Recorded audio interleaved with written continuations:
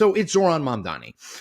He's a Democratic Socialist. He is now the next mayor of New York City. He immediately becomes one of the highest profile politicians, certainly one of the highest profile Democrats, but one of the highest profile politicians in the country. Mamdani came on at about 11:30 Eastern time to speak.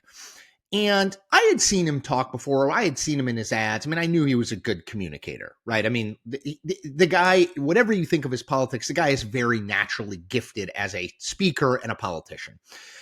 I have to say that I was blown away with the skill, tenor, rhetoric in his speech. Look,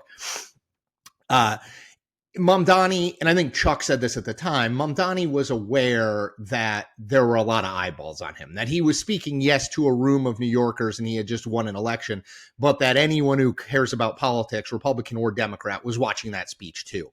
And I think he rose to the moment. I thought it was a really well-delivered speech.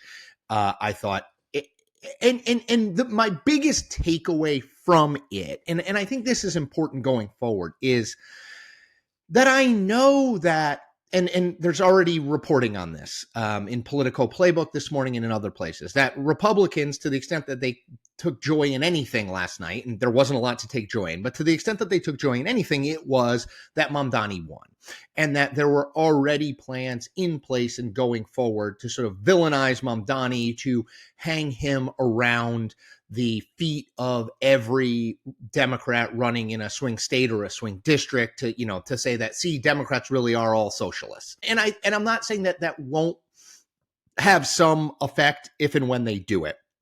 I will say this, though, having watched his speech, I think that guy is harder to demonize than you might think. He is a happy warrior. And I think that is really powerful.